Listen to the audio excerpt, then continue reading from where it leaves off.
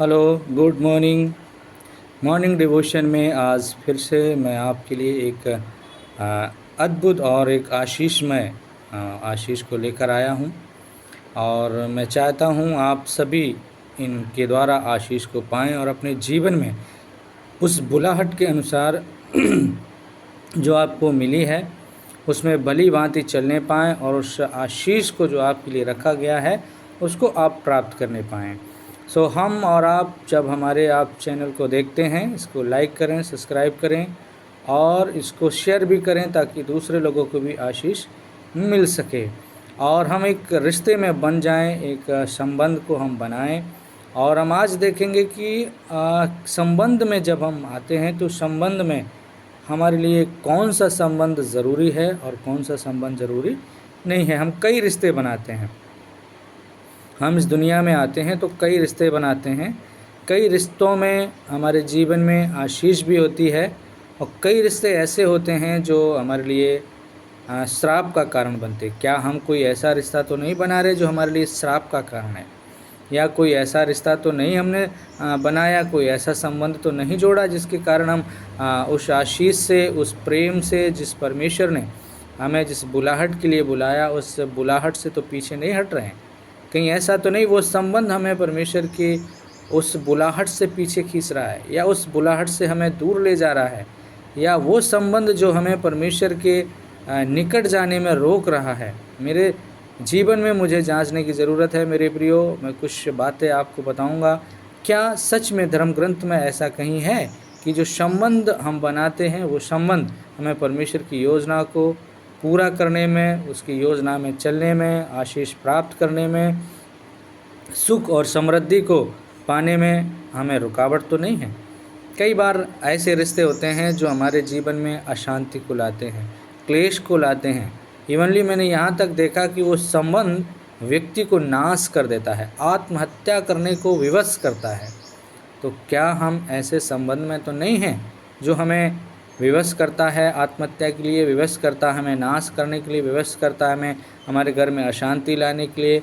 मेरे प्रियो, आज अगर आप इस मॉर्निंग डिवोशन को सुनेंगे और मैं विश्वास करता हूँ कि आप इन संबंधों को पहचान पाएंगे और इससे छूट पाएंगे।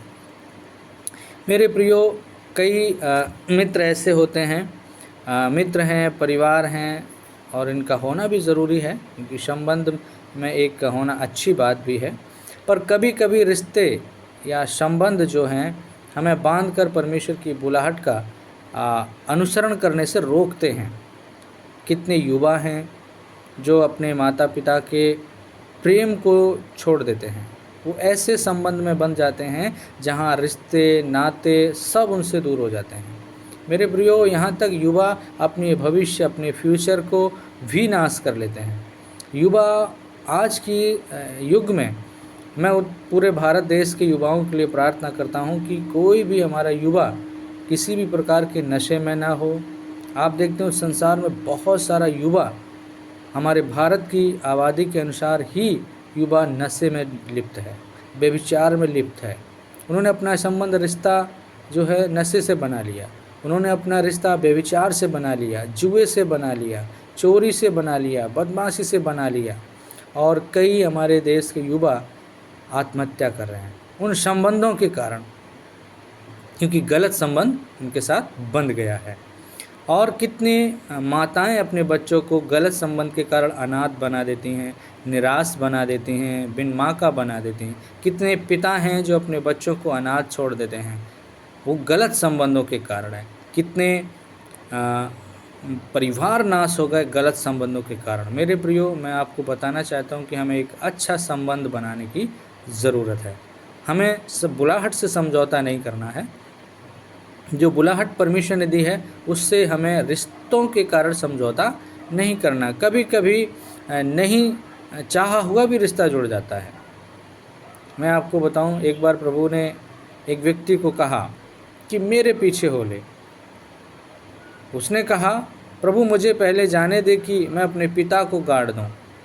देखिए, परमेश्वर उसको कॉलिंग कर रहा है, प्रभु उसको कॉलिंग कर रहा है, लेकिन एक ऐसा रिश्ता उसके जीवन में है कि उसने उस बुलाहट को ठुकरा दिया।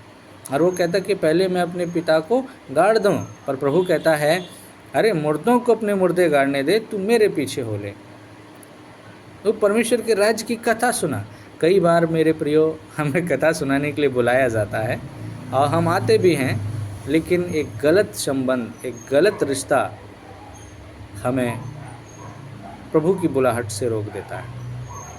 मेरे प्रियो, अभी हम केवल संबंधों की बात करते, कई बार हम धन से रिश्ता बना लेते हैं और धन का लोभ हमें परमेश्वर की बुलाहट से रोक देता है। कई गलत रिश्ते आप विचार कर सकते हैं संसार में, क्योंकि ये मॉर्निंग डिवोशन है, मैं स्पीच नहीं कर रहा हूँ, इसलिए बड़ा बात नहीं बोलकर मैं छोटी छोटी बातों के साथ आपके साथ सहभागी होता हूँ। और आने वाले दिनों में जब ये बड़ा प्रचार करूँगा तो इनको व्याख्यान मैं अच्छे से कर सकता हूँ। और लूका की पुस्तक 9 अध्याय उसका 59 से 62 में इस बात को प्रभु कहते हैं। और फिर प्रभु कहते हैं कि एक और व्यक्ति से कहते कि मेरे पीछे हो ले, और वो कहता है कि नहीं नहीं प्रभु, मैं तेरे पीछे हो लूँगा, लेकिन पहले क्या कर, मुझे जाने दे कि अपने घर वालों से विदा ले। एक व्यक्ति स्वयं आता है, कॉलिंग होता है, आता है, बहुत उत्साह के साथ आता है, लेकिन अंत में उसको रिश्ते याद आते हैं। एक ऐसा बंधन उसके जीवन में है, ऐसा संबंधों का बंधन है कि वो प्रायोरिटी किसको दे रहा है? अपने लोगों से मिलने के लिए, मित्रों से मिलने के लिए, परिवार से मिलने। मेरे प्रियो, मैं ऐसा नहीं कह रहा हूँ कि आप परिवार छोड़ दीजिए, और मैं ऐसा भी नहीं कह रहा हूँ कि परिवार को हम अलग कर दें फिर हम आप कुछ काम करें, क्योंकि जो परिवार को व्यवस्थित नहीं कर सकता है वो कॉलिंग को भी व्यवस्थित नहीं कर सकता है। इसलिए संबंध को पहचानना है कि क्या ये मेरे लिए महत्वपूर्ण है, प्रभु महत्वपूर्ण है, या मेरे लिए परिवार महत्वपूर्ण है। मेरे प्रियो, संबंध की बात कर रहा हूँ मैं, कौन सा संबंध आपको परमेश्वर की रुकावट से रोक रहा है। मेरे प्रियो, मैं एक बात और आपको बताना चाहता हूँ कि जब तक हम सर्वप्रथम उस ईश्वर को नहीं देते जिसने हमें परिवार दिया, लिखा है कि कौन ऐसा है जो सब कुछ छोड़कर मेरे पीछे आया और उसको ना मिला। लिखा है पहले तुम मेरे धर्म और राज्य की खोज करो, बाकी सारी वस्तु मैं तुम्हें ऐसे ही दे दूंगा। तो प्रायोरिटी हमको प्रभु को देना है। सर्वप्रथम परमेश्वर ने जो हमें परिवार दिया है, अगर हम उसका काम करते तो वो हमें परिवार में भी उत्तम आशीषें देगा, परिवार का उत्तम प्रेम देगा, उत्तम सुरक्षा देगा। इसलिए हमें परिवार के लिए भी काम करना है, लेकिन बुलाहट को मुझे पहचानना है कि कोई ऐसा संबंध तो नहीं जो हमें बुलाहट से रोक रहा है। पारिवारिक दायित्व को निभाने से पहले परमेश्वर की बुलाहट को प्राथमिकता देनी होगी।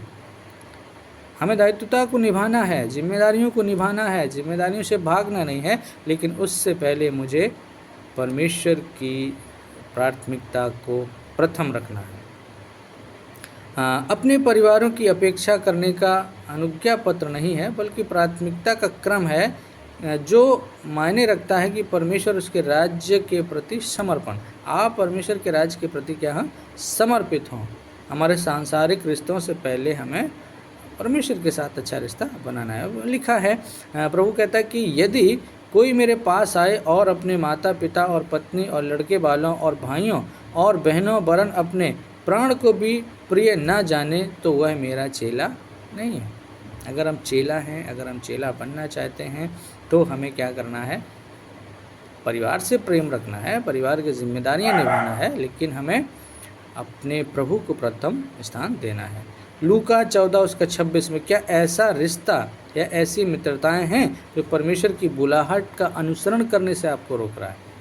कोई ऐसा बंधन है, कोई ऐसा संबंध है जो उस रुकावट से आपको रोक रहा है? प्रभु चाहता है कि आप उसे छोड़ दें, उसको आप दूर करें। और हम एक अच्छी शुरुआत करते हैं, अच्छी बात की शुरुआत करते हैं, लेकिन वो संबंध हमें अच्छे काम करने से रोक देता है ना। तो हम अनजाने में जाने में कुछ ऐसे संबंध बनाते हैं जिसके कारण हम उस बुलाहट को भूल जाते हैं। मेरे प्रियो, मैं कहना यही चाहता हूँ कि अपनी बुलाहट में चलिए, अपने संबंधों को पहचानिए, संबंधों को मजबूत कीजिए, लेकिन याद रखिए कोई संबंध आपको परमेश्वर की बुलाहट से रोक ना पाए। अपनी बुलाहट को पहचानिए और बुलाहट में ही चलिए। Thank you.